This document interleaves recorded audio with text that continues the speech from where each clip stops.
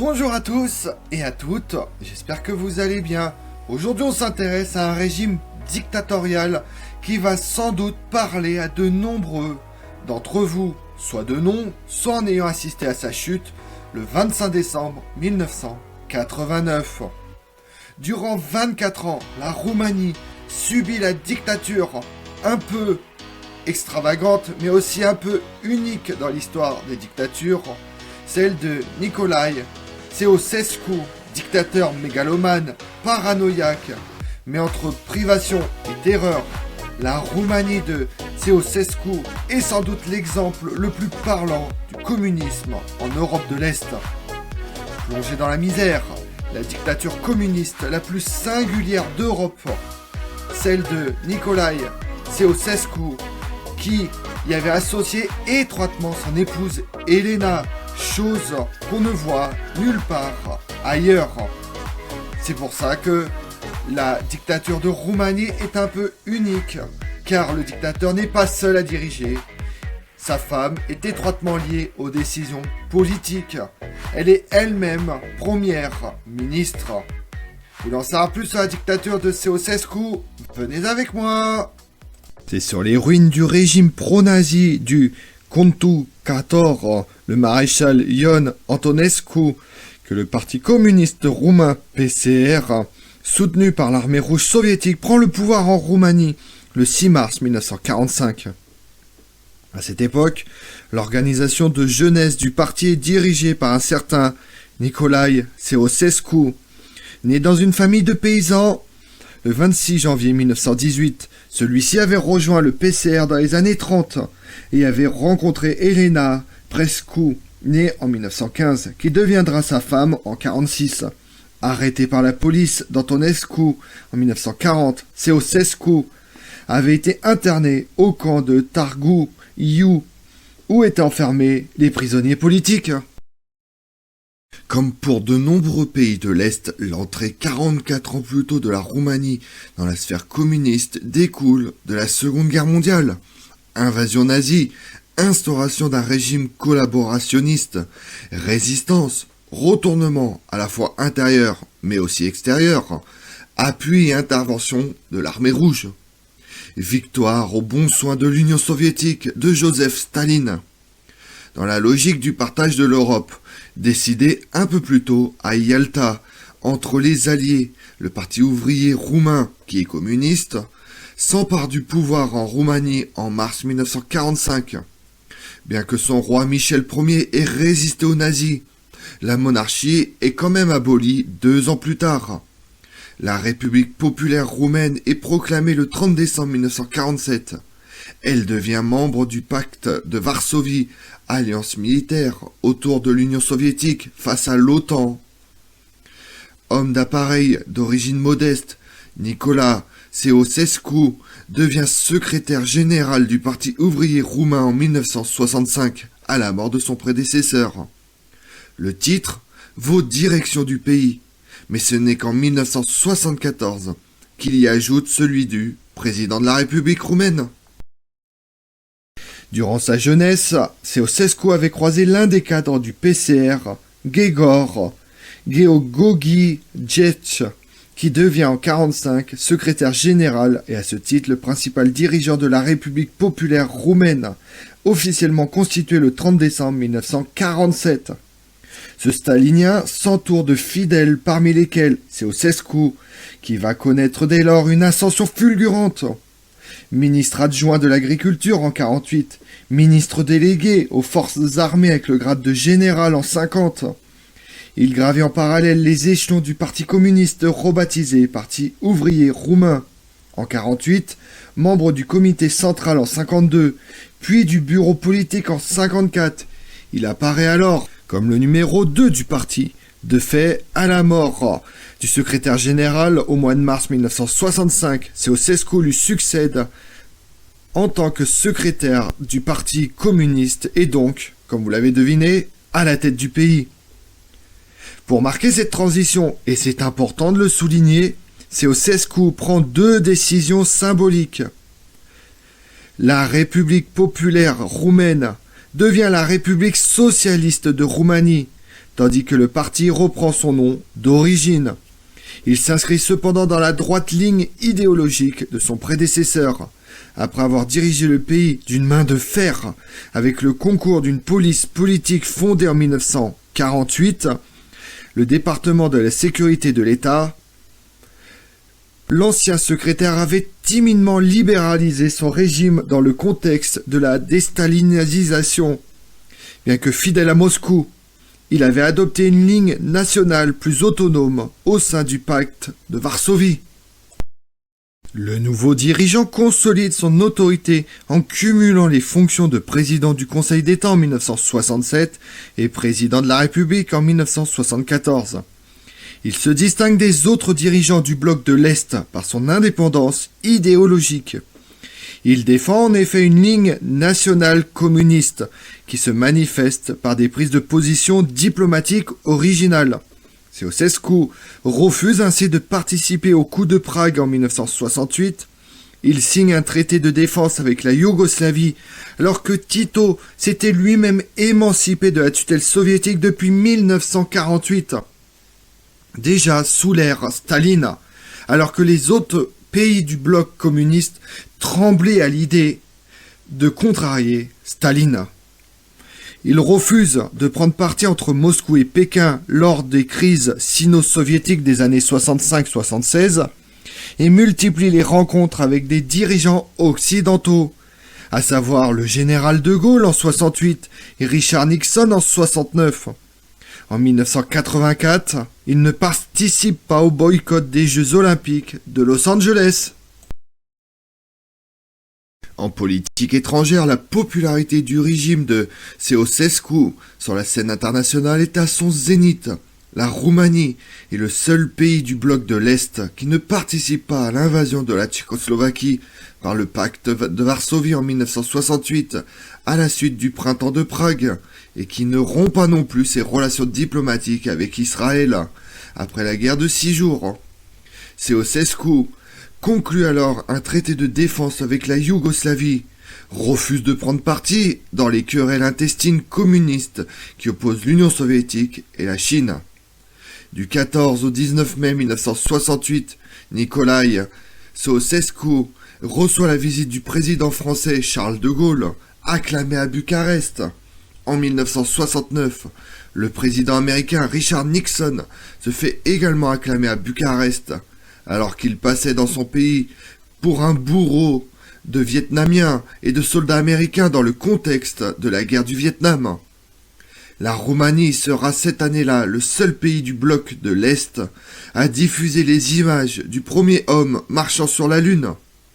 En 1977, Ceausescu reçoit successivement le premier ministre israélien et Arnoud al-Assad, le président égyptien, avant leur rencontre historique qui a eu lieu le 20 novembre 1977. Ceausescu voulait donner au monde une image positive de son régime et de la Roumanie, en se posant comme médiateur et homme de paix dans le conflit israélo-palestinien. Mais en coulisses, le dictateur avait noué des liens secrets avec l'OLP de Yasser Arafat, apportant un soutien logistique et financier aux opérations militaires. Si Ceausescu a entretenu des relations diplomatiques avec Israël, c'est dans un but intéressé, puisqu'il s'agissait d'accorder des visas d'immigration aux Juifs de Roumanie contre de conséquentes sommes d'argent, comme vous en doutez parfaitement. Ceausescu donne son aval à la participation de la Roumanie aux Jeux Olympiques d'été de 1984 à Los Angeles, qui sont pourtant boycottés par l'immense majorité des pays du bloc de l'Est. La Roumanie est le premier pays de l'Est à entretenir des relations officielles avec la communauté économique européenne. C'est important de souligner également qu'en 1971, Ceausescu se rend en visite officielle en République populaire de Chine, puis en Corée du Nord. Il manifeste un grand intérêt pour l'idée de la transformation nationale totale, telle que développée dans le programme politique du Parti du Travail de Corée du Nord, ou telle que l'avait mise en œuvre la Chine durant la révolution culturelle. Peu après son retour en Roumanie, Ceausescu commence à imiter la dictature nord-coréenne. Cependant, cette ouverture relative sur le plan international contraste avec la chape de plomb imposée à la population roumaine, comme vous vous en doutez. Le national-communisme de Ceausescu trouve en effet une partie de ses racines dans les régimes totalitaires nord-coréens et chinois. Il revient de Pékin impressionné par la révolution culturelle en 1971. Manipulant l'histoire à son profit, il inscrit son règne dans le passé mythifié de la Roumanie, associant son nom à des figures comme Alexandre Ier, Étienne III de Moldavie, mais également Vlad III l'Empaleur, Dracula en littérature. Il défend l'idée d'une Roumanie éternelle et autarcique qui n'a pas besoin d'apport extérieur pour vivre. Cette politique isolationniste, comparable à celle menée en Albanie par Enver Hoxha, le pousse à roumaniser les minorités, notamment la communauté magyare, dont l'enseignement de la langue est interdite. Ceci s'accompagne d'un exercice de plus en plus solitaire du pouvoir, de la mise en place d'un culte de la personnalité. Il reprend à son compte le titre de Conducator et encourage son peuple à le désigner sous des surnoms aussi pompeux, parfois même ridicules, comme le génie des Carpates ou Danube de la pensée. Il associe à ses louanges Helena, qui se présente désormais comme une universitaire de renom. Elle s'attribue les titres d'académicienne, docteur et ingénieur en chimie. Elle est nommée vice-première ministre. Un véritable clan prend les rênes du pays. Le fils de Ceausescu, individu violent et alcoolique, est ainsi le responsable des jeunesses communistes et l'héritier désigné de son père. Coureur de jupons invétéré, il harcèle la championne et gymnaste Nadia Comaneci pour qu'elle accepte d'avoir une liaison avec lui. Alors que la création artistique officielle, films, livres, pièces de théâtre, etc., porte au pinacle le couple Ceausescu, la mégalomanie du dirigeant.